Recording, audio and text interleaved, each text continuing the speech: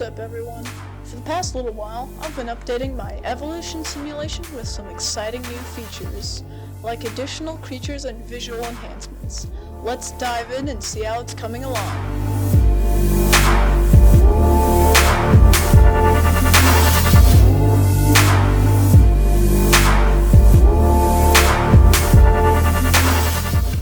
In our last video, we built the foundation of this simulation, including food sources, water, and our basic creatures.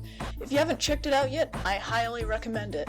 But as a recap, we added water and food and the first creatures to this world, with the initial logic that will define how they move, eat, and fight.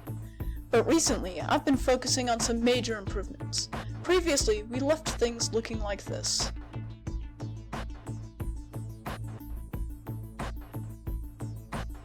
It didn't look the greatest.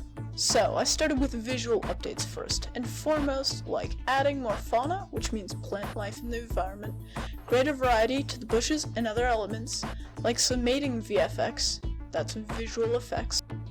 Now that the simulation is looking much nicer, we can move on to some core updates. Let's begin by introducing a new creature, the Bluelet. It's about as fast as others, but has a shorter sight range, it's smaller in size, and it only eats the new blueberries I've added. With these new creatures in play, we've got an emerging food chain.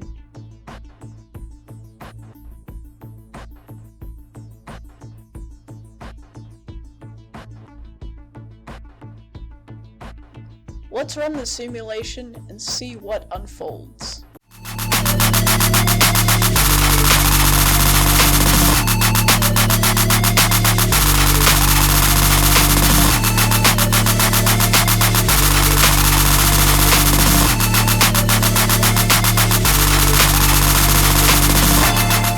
Okay, so now, it seems like the new Bluelets are fewer in number, likely because their limited vision puts them at a disadvantage.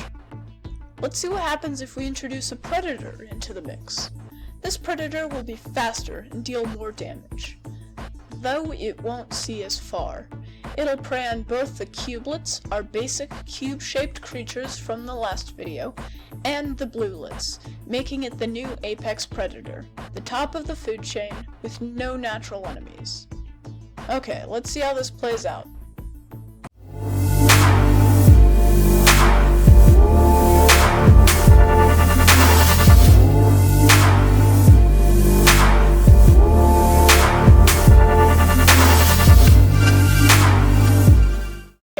As you can see, the Bluelets and Cubelets don't last long before the predators devour them all, leading to the predator's own demise.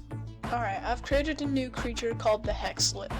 It reproduces really quickly, but it has low health and moves slowly.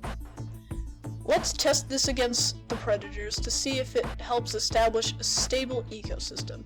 A balanced system where populations fluctuate without crashing to extinction. Let's see what happens.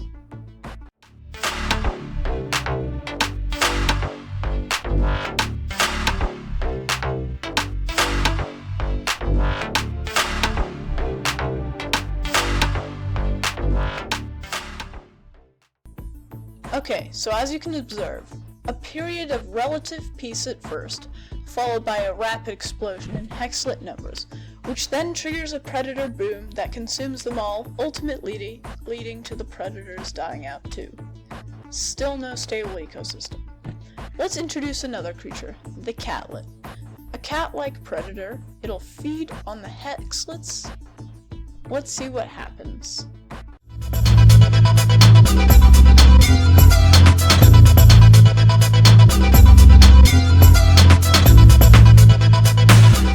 Okay, so, as we can see, the Catlets die off because they struggle to find food, which after the Hexlets' population skyrockets. It almost crashes my computer. Alright, let's add a new creature called the Polylet. A multi-sided, polygon-shaped creature. It'll prey on the Trilets, or triangle-shaped predators, as well as the Bluelets. Alright, let's see what happens.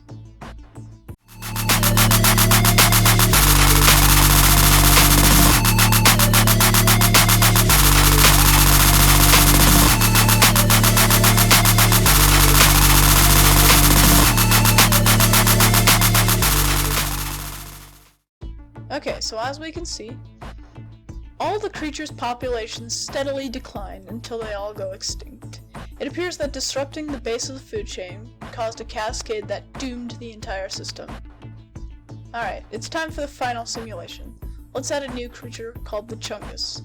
It can eat just about everything, so perhaps it'll take out the predators right away. Let's see what happens.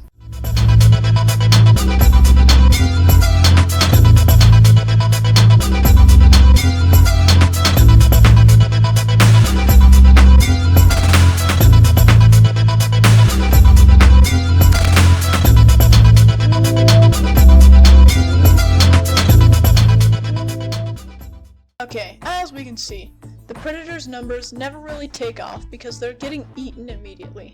I believe the key reason we're struggling to achieve stability is that the prey have no way to hide, which in real life plays a crucial role in their survival. My next cool idea for a video is to add environmental features like trees and hiding spots, so the prey can evade predators more effectively. That might prevent them from being wiped out so quickly.